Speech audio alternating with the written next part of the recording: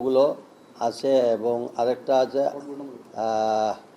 এটা হচ্ছে এই 9 নম্বর 8 নম্বর ওয়ার্ডে না 7 নম্বর ওয়ার্ডে পড়ে একদম লাস্টে লন্ডনী সাফান রোডের ভিতরে গিয়ে এটা বনখোলা মানে আর একটু ভিতরে ওইখানে একটা বিশাল এখানে একটু নিরাপদ জায়গা পাহাড়ে তারাপুর চা বাগানের ভিতরে হ্যাঁ এইটা আর তো বলছেই এখানে আমাদের কর্মকর্তা আসসালামু আলাইকুম।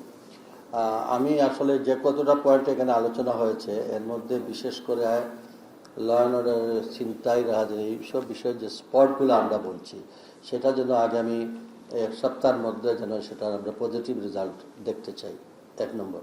2 নম্বর হচ্ছে আমাদের প্রত্যেক মাসের যে আপনারা এই আইন শৃঙ্খলা কমিটির বসে যে সিদ্ধান্তগুলো নেন সেটা অনেক সময় আমি থাকি, একবার নাও থাকতে পারি, ওই সময় আমাদের বাণিজ্যমন্ত্রী থাকেন, কিংবা আমরা প্রত্যেক মাসের রিপোর্টটা আপনারা পাঠাবেন আমাদের কাছে আমাদের দেখার জন্য একটা গ্লান্স যে কী কী প্রস্তাব হয়েছিল, কী কী প্রস্তাবটা বাস্তবায়ন হয়েছে, কী হচ্ছে না, এগুলা আমরা নলেজে থাকলে আমাদের জন্য সুবিধা হবে। দ্বিতীয়ত হচ্ছে হামের জন্য আপনি যেসব প্রক্রিয়া করলে আমাদের এই জেলাকে টেস্টের জন্য বিদেশে বিশেষ করে এটা আমাকে ডিটেলস দিলে আমি স্বাস্থ্যমন্ত্রীর সঙ্গে বসে যেগুলা বিষয়ে দেখবেন আপনারা এখানে সিদ্ধান্ত জেলা প্রশাসকের কাছে আপনারা ইনফরমেশন করবেন, যথাযথ উনি আমরা মন্ত্রণালয়ে এটা সরাসরি আলোচনা করে সহজ করে এটা দেওয়ার চেষ্টা করব। এবং ওই যে মাদকের বিষয়ে যিনি আমাদের এখানে আছেন তাকে বলবো আপনারা আলাদা করে একটা মাদক সেন্টারের জন্য সরকার যেটা এটা যদি একনেক পাস হয়ে থাকে কপিটা আমার কাছে দেন, আমরা দ্রুত গতিতে এখানে সরকারিভাবে আমাদের এটা করার চেষ্টা করব। আর আমাদের জেলা পুলিশের অত্যন্ত এই যে চেকপোস্টের মাধ্যমে যে ধরনের অনেকটা নিয়ন্ত্রণে চলে আসছে। আমি বিশেষ করে বিজেপিকে বলবো আমাদের এই বর্ডার সাইডে আপনারা আমাদেরকে একটা ম্যাপ দেন, যেসব রুটে এইসব মালামাল আসা যাওয়া করে, বিশেষ করে এই রোডগুলোর মধ্যে বর্ডারের সাইড থেকে আমরা কতটুক দূরে, যে খেলার মাঠ বলছেন আপনারা, এখান থেকে আমাদের দেশের ছেলে মেয়েদেরকে খেলতে গেলে যাতে এমনভাবে জায়গায় দেন যাতে বলটা গিয়ে ওইখানে না পড়ে, ওইখানে গিয়ে যেন এই ধরনের ঘটনা না ঘটতে পারে। আর এই যে বিশেষ করে বিজেপি এখন চেক দেওয়ার দরকার তেলের বিষয়ে, এখান থেকে তেল বাইরে যেতে পারে, এই জন্য ওই স্পটগুলোকে আপনারা আলাদা চেকপোস্ট বসান ন্যাশনাল ইন্টারেস্টে। কারণ এই রোডগুলো যদি আমাদের বর্ডার এরিয়া যদি আমরা এদিকে আমরা কন্ট্রোল করতে পারি, দেখবেন এখানে আমাদের তেলের বাজার সংকট হবে না। তা না হলে সরকার ভর্তুকি দিচ্ছে, অথচ এই ভর্তুকি যদি আবার অন্যদিকে চলে যায় তাহলে জনগণের লাভ কী হবে? সরকারের উপরে এত চাপ থাকা সত্ত্বেও এত টাকা করে ভর্তুকি দেওয়ার পরে যদি তেল বাড়ে চলে যায়, এটা অত্যন্ত দুঃখজনক। আপনারা এই ব্যাপারে কঠিন থেকে কঠিন অবস্থান নেন। আর আপনারা জেলা পুলিশ প্রশাসনের সঙ্গে যোগাযোগ করে আমার মনে হয় টিএনওদের সঙ্গে আলোচনা করে আমাদের বর্ডার যেটুকু জায়গায় প্রোটেকশন দেওয়া দরকার আমরা সরকারিভাবে আগে থেকেই এইটা নিয়ে ভারতের সঙ্গে আমাদের প্রতিনিয়ত একটা যে আমাদের এখানে গুলি করে হত্যা করা হয় বা এই জাতীয় জিনিস থেকে আমরা যাতে কমে নিয়ে আসতে পারি সেই ব্যবস্থা নেবেন।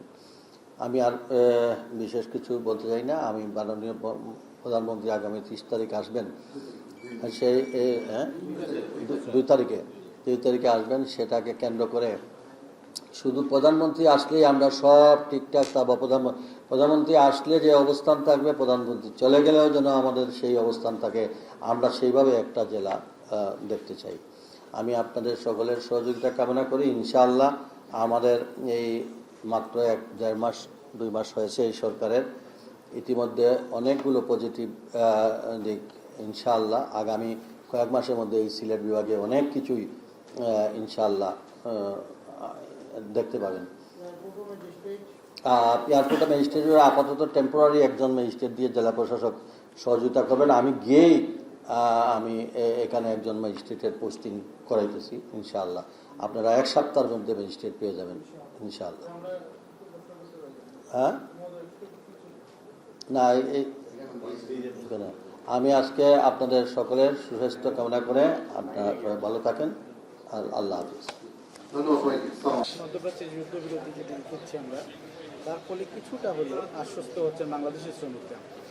কিন্তু যারা ওই সময় সংঘাত শুরুর সময় যারা ফিরে এসেছিলেন বা আহত হয়েছেন, তার ব্যাপারে আসলে সরকার কি ভাবছে? তাদেরকে ফিরে নিয়ে যাওয়া বা রেমিটেন্স প্রবাহ বৃদ্ধি করা, সে ব্যাপারে আপনারা কি ভাবছেন? আমরা তো যারা এখানে ফিরে আসছে তারা আবার যাওয়ার জন্য তাদের ভিসা সংক্রান্ত কোনো সমস্যা তাহলে আমরা সেটাকে সমাধান, আমরা বিভিন্ন ধরনের ভিসার মেয়াদ শেষ হয়ে ভিসা এক্সটেনশন করার বিভিন্ন দেশের সঙ্গে কূটনৈতিক আলোচনার মাধ্যমে আমরা ভিসা এক্সটেনশন করতেছি, কোম্পানির সঙ্গে ব্যবস্থা করতেছি। আমরা তো প্রতিদিনই এই বিষয় নিয়ে কাজ করছি। যারা প্রবাসে যুদ্ধ অবস্থায় মারা গেছে তাদেরকে তো আমরা দেশে নিয়ে আসতেছি, আবার যারা আসতে চায় না তাদেরকে ওইখানে সেফটি সিকিউরিটির জন্য মিশনগুলো কাজ করতেছে। সাম্প্রতিক মালয়েশিয়া সফরে বাংলাদেশের কি কি অর্জন? এটা তো অলরেডি আমাদের মিডিয়াতে পরিষ্কার করে প্রকাশ করা হয়েছে এবং যেটা আমরা জয়েন্ট ভেঞ্চারে স্বাক্ষর করেছি এটা রাষ্ট্রীয়ভাবে আমাদের সব পেপারেই আছে। আপনারা ওইখান আমরা যেটুকু আমাদের মনে হয় এটা ভালো, ফলপ্রসূ এবং সফল হয়েছে। আমাদের মাননীয় প্রধানমন্ত্রীকে মালয়েশিয়ার প্রধানমন্ত্রী ব্রাদার হিসাবে অ্যাকসেপ্ট করেছেন এবং আমাদের মালয়েশিয়ার রুট অতদিন দীর্ঘদিন এই ফ্যাসিস্ট সরকারের সময় বন্ধ ছিল, এটা আস্তে আস্তে এগুলা খুব তাড়াতাড়ি এটা ওপেন হয়ে সমবাজারে শুধু মালয়েশিয়া কেন, আমরা সব দিকে কাজ শুরু করেছি মাননীয় প্রধানমন্ত্রীর নির্দেশে, তার নিজস্ব তত্ত্বাবধানে। আমরা ইনশাআল্লাহ আশা করি ইতিবাচক ফলাফল দেখতে পাবেন। মাননীয় প্রধানমন্ত্রী 2 মে সিলেট আসছেন, এই যে মাননীয় প্রধানমন্ত্রীর কাছে সিলেটবাসীর জন্য আপনারা কি কি চাওয়া?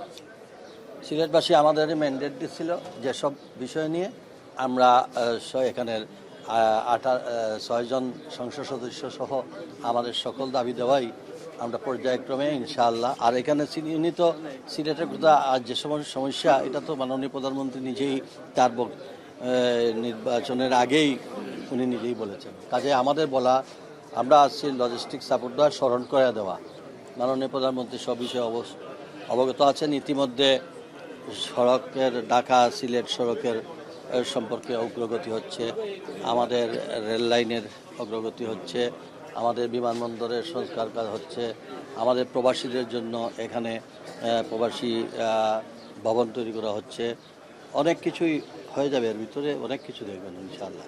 আপনি জানেন আমাদের এই যে সময়টা, হামের যে সময়টা, সিচুয়েশনে যদি আমাদের 250 শয্যার যে জেলা হাসপাতালটা যদি চালু থাকে, আর এই বিষয়ে মানে বিভিন্ন পরামর্শ আমরা নিচ্ছি, ডাক্তাররা যদি বলছেন যে এখানে রিবাজেটিং এর একটা ইস্যু আছে, তাহলে তো এই পুরো টাকা হাসপাতাল নিয়ে চালু হবে কিনা? কিন্তু আমরা যখন যাচ্ছি একটা কর্তৃপক্ষ আরেক কর্তৃপক্ষ কাছে দায়িত্ব পাচ্ছে, আরেক কর্তৃপক্ষ চিঠি চালাচালি করছে, কিন্তু বাস্তবতার কোনো আমরা নিদর্শন দেখি। একটু যোগ করি, অক্সিজেন প্লান্টের অভাব রয়েছে এখানে, জনসম্পদ বা মানব সম্পদ ব্যবস্থাপনার একটা ইস্যু রয়েছে। তো সব মিলিয়ে আসলে কত দ্রুত এটি চালু করা যায় মনে করেন? আমরা এগুলা সব পরীক্ষা নিরীক্ষা চলছে, সেটা ইনশাআল্লাহ এটা পর্যায়ক্রমেই সমাধান হবে। হ্যাঁ, হামের বিষয়টা তো এটা আলোচনা হচ্ছে এবং আমার মনে হয় আজকেও আমরা এই সভায় তো আলোচনা করেছি। ইনশাআল্লাহ আমার মনে হয় এফেক্টিভ কিছু দেখবেন। আমাদের উসমানী মেডিকেলে মানে 5টি পিআইআইসি করা হয়েছে, হ্যাঁ 5টি বেড, কিন্তু 10টি পর্যায়ক্রমে আছে, কিন্তু দেখা গেছে সময় লাগলে আর বাড়বে, অসুবিধা কি? এখন তো আমাদের 5টাই তো আছে এবং এই 5টার পরে যদি আরও লাগে আরও লাভ হবে। আইন শৃঙ্খলা বিষয়ক সভা ছিল আজকে, তো সিলেটের আইন শৃঙ্খলা পরিস্থিতি নিয়ে মানে কতটুকু? আমার মনে হয় বাংলাদেশের চাইতে সিলেটের অবস্থা যে এত খারাপ হয়ে গেছে এরকম কিছু না। তবে আমাদের নেতৃবৃন্দরা সবই সক্রিয় আছেন, প্রশাসন সক্রিয় আছে। আমরা একটা টাইম লাইন দিয়েছি, গত মাসের যে মাসের তো ভালো বলছে এবং আমরা 1 সপ্তাহের মধ্যে আপনি বলছি আমরা এগুলা আমরা শুনতে চাই না। শেষ দিকে যে আমরা আজকে যে সম্মানিত সাধারণ সম্পাদক মহোদয় যে বলছিলেন মহানগরের যে চিন্তার বিষয়টা উনি নিজেও একটা পরিলক্ষিত করেছেন। সেই বিষয়গুলো কিন্তু সাংবাদিকরা যখন আমরা বলি প্রশাসনকে, তখন এমনও হয় আমাদের নামে বিজ্ঞপ্তি চলে আসে যে আমরা বেশি বলছি বা আমাদের লেখালেখি হচ্ছে, চিন্তাই হচ্ছে না শহরে, কিন্তু আমরা চিন্তাই বলছি। কিন্তু এইসব ব্যাপারটা আসলে আমাদের অনেকেরই মনোপীড়ার কারণ হয়, এবং আমরা দেখছি প্রতিনিয়ত কিন্তু আইন শৃঙ্খলা পরিস্থিতি ধীরে ধীরে কিন্তু নিচের দিকে নামছে। কিন্তু প্রশাসন দাবি করছে যে এটা তারা না, গত মাসের তুলনায় এই মাসে তো অনেক ভালো। আর আমরা যেহেতু আজকে মিটিংয়ে আমি একটা সিদ্ধান্ত দিয়েছি যে 1 সপ্তাহের মধ্যে আমাদের যে সকল অভিযোগ আছে এগুলার পরিসমাপ্তি করতে চাই। দেখেন ইনশাআল্লাহ। ভাই আপনার কাছে ছোট করে জানতে চাই, নির্বাচন